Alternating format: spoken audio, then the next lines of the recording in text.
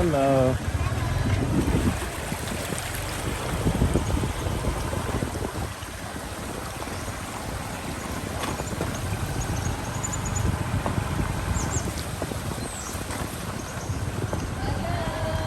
Hello.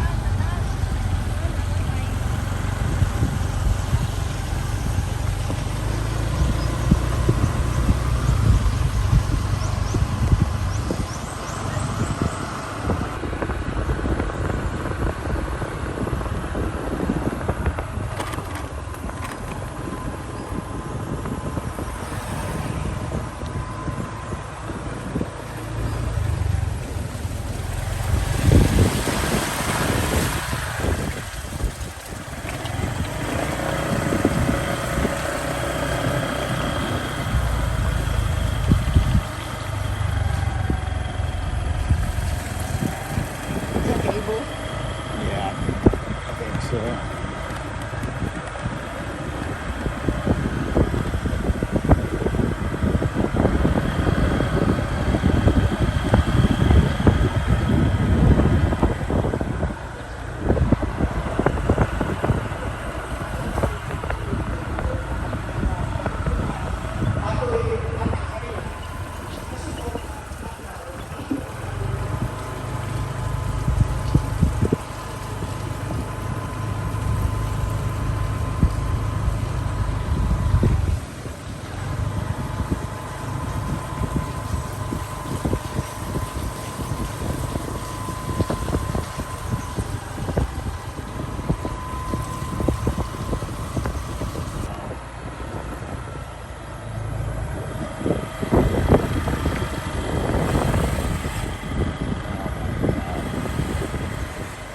Now look at the other side.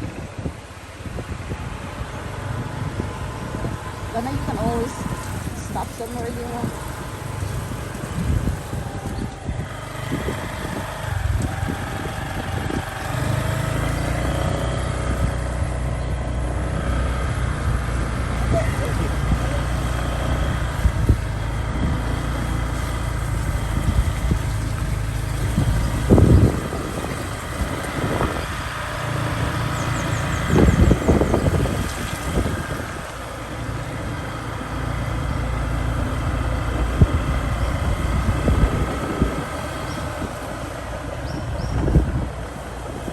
Let's go as far as we can, then we can always come back here. Yeah, yeah. Right?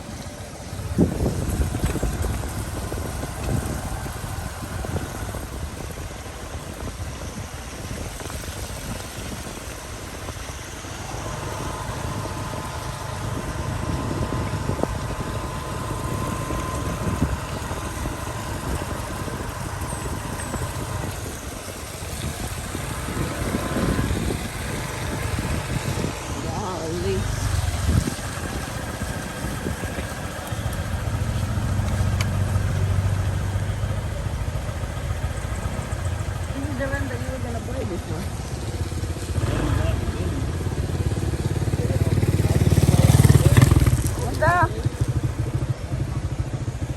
Kaya naman ko ito bang koan.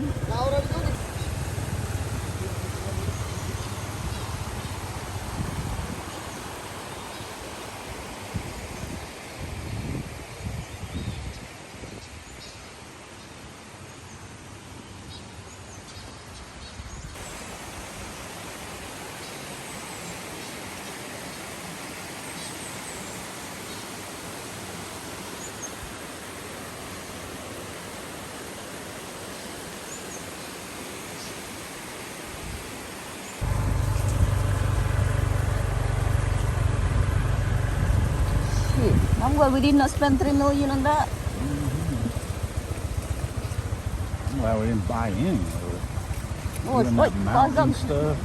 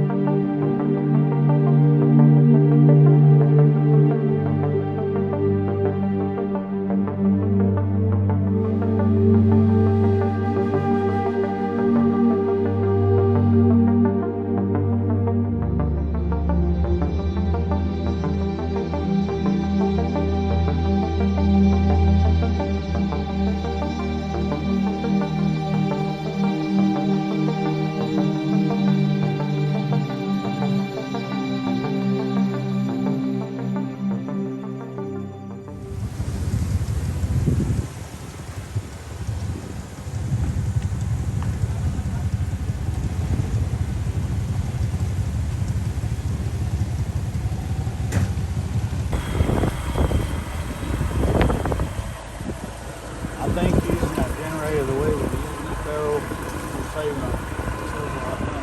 hear that she's on 24/7. Oh, I know. I'm sure he kills it at night, but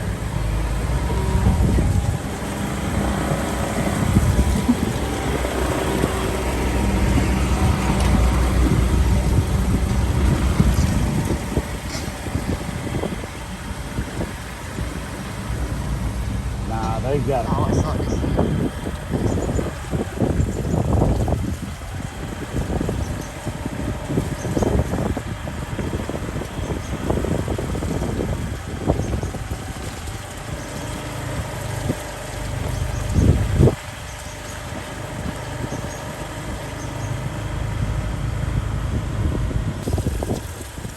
Horrible mess.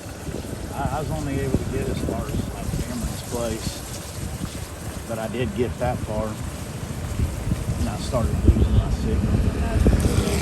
Oh.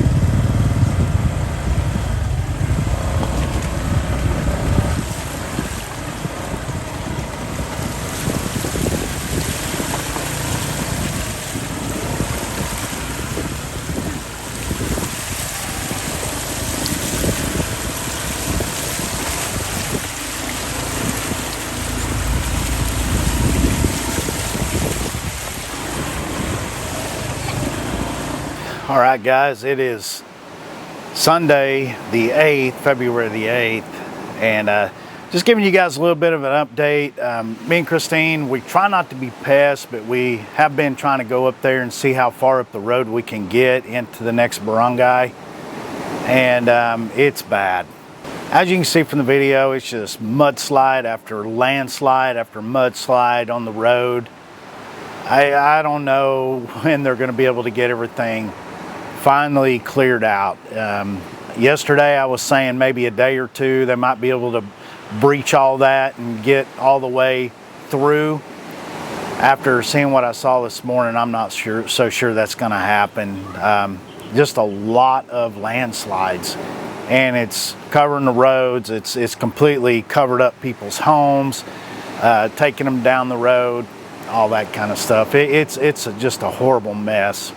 And my heart goes out to all the people who have lost everything, and they didn't even have much to begin with. So we're real lucky where we're sitting, is what I'm saying. Will it be a while before I get electricity, I think? Yeah, there's so much devastation, and our electricity comes from that way. Actually, the dividing line between the power is just right back that way. Not even probably, I don't know, a half mile maybe, not even a half mile. And they get all their power from the north. So everybody in town proper, and even the three amigas, Christine's sister and cousins, they've got power. They've been able to restore a lot of things, so they're doing well over there. They got power, they got water, everything, but kind of where we're at is the beginning of where everything started going bad, and it gets way worse down there. So anyway, me and Christine, we're doing fine. We'll be fetching water. We've come to a point where our little refrigerator, it does excellent. It retains the cold very well, but we've pushed it to the limit. So Christine's going to be cooking all day, cooking what she can, and we'll probably have to just give away most of it because we just can't eat it all. And which, hey, so be it, whatever. And we're going to have to go without refrigerators for a while. Yes, I do have a generator, but I'm not willing to sit there and run that thing for a half a day to keep or even all day to keep a refrigerator running for just a little bit of food here and there. We're shifting gears, and we're going to go a different route. We're going to buy enough food for the day. Yeah, we may be eating some processed food over the next couple of days or next couple of weeks, but so be it. I think we'll eat less. But yeah, it's just the way we're going to have to roll for a while until we can get our power back and get it where we can run our fridges on a regular basis. Again, it's a minor inconvenience when you look at the devastation back down the road. It's so horrendous back there. God, it's just bad.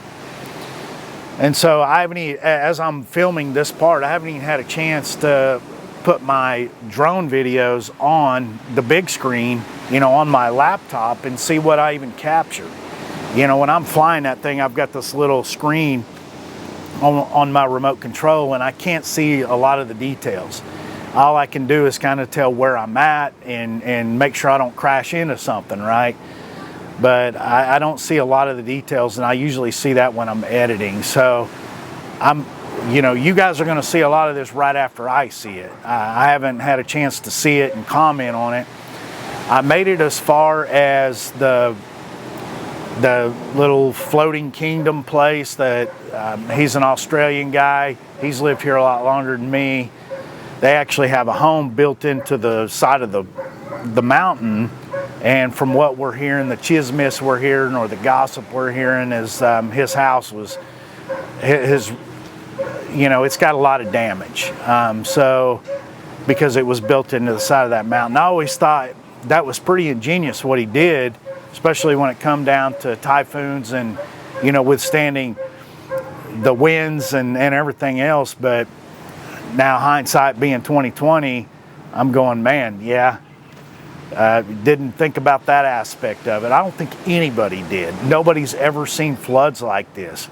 It would be safe to say this is at least a 100-year flood, if not longer than a 100-year flood. So, you know, you just don't know. I mean, my parents, whenever I was a kid growing up, my parents bought 5 acres there in Tuttle, Oklahoma. And that place had never flooded at all. There was an old man there, old man Voigt. He was about 100 years old and lived on that same creek that got out of the banks and flooded our house. We had 6 feet of water in our house. This was back in 1986 or something like that. So yeah, I understand floods. My family home was destroyed a couple of times, if not more, by floods. As a matter of fact, it don't even exist anymore because it flooded so many times. What was the cause of that? Well, it was farm equipment getting bigger, and the farmers quit terracing their fields like they used to. And so all that water was running off into the ponds.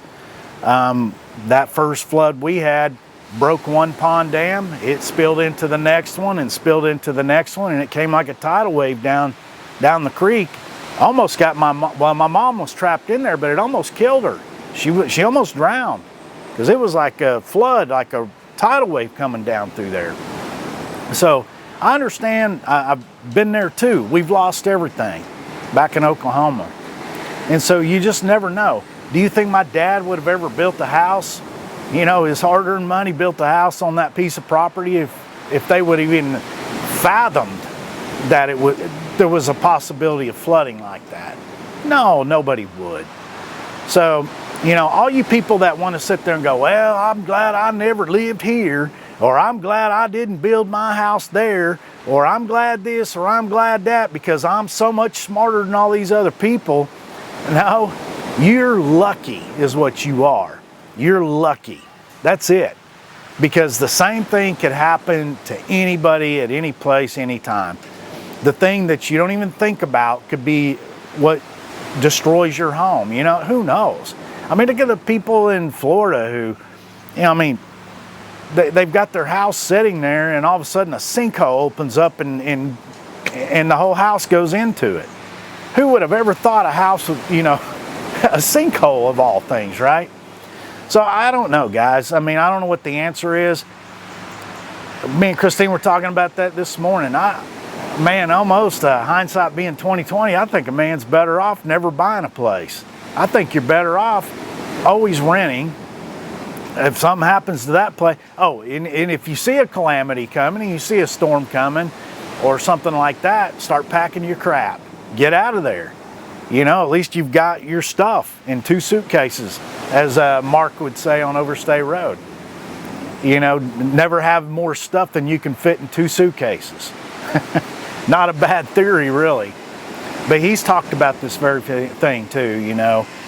Earthquake hits, some type of calamity hits, destroys the place you're living. Now, just pick up and go to the next one and go rent you another one. You know, so, man, I don't know, man. I don't know what the answer is, but, you know, my family has seen it too, you know, years ago. Now I'm sitting here watching these people that's got it rougher than I ever thought about having it, and they've lost everything too, you know, so it's just terrible. But anyway, you're seeing me showing the pictures of the boats. I gave you some video of the boats going back and forth across here. Well, they're not fishermen. They are fishermen, but they're not fishing. There has been a steady stream of boats going back and forth between the city proper and this barangay, and they're carrying goods. They're carrying water and food and stuff like that, because this barangay, until they open that road, they're completely shut. They can't get into it. And I was talking to Christine about this. You know, man, at least they have the option of bringing stuff in by sea. Right? That's excellent that they can do that, and it's great to see these fishermen, these poor fishermen. They don't got much anyway, but they're using their boats and their time and everything else to go deliver goods to these people that's lost everything, that are pinned in. They can't get out. But at least they have that option. You think about when I forget the name of the hurricane. It hit Florida, but it turned into this big storm system that went up over North Carolina and the Appalachians, right? My buddy Dan lives in North Carolina. He witnessed this firsthand. He actually had to try, he went with a group to go take goods into these people that were stranded. Well, it was the same deal. It was a mountainous area back in the Appalachians, and man, water starts, you know, becoming a river down the sides of the mountains and wipe complete towns and people's places and everything. But there was also a certain amount of people that were back in there that couldn't get out. They couldn't get to and from. And so what's their option? The only option is to airlift stuff in there, unless you've got people with some really good 4-wheel drive vehicles that can traverse some of it. But I can tell you right now, even a Razor or something like that, a Polaris Razor, it has got its limitations when it comes to going over these debris fields and things. You're really risking your life by trying to go over that stuff. I mean, a lot of that stuff's just not settled. And so you want to go driving up over the top of it. It's not the smartest move. So really their only option was to airlift this stuff in.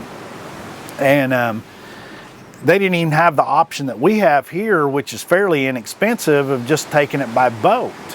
So anyway, guys, just things to think about. You know, you take life and you're seeing it and you're like, well, shoot, you know, in perspective, we got it pretty dadgum good.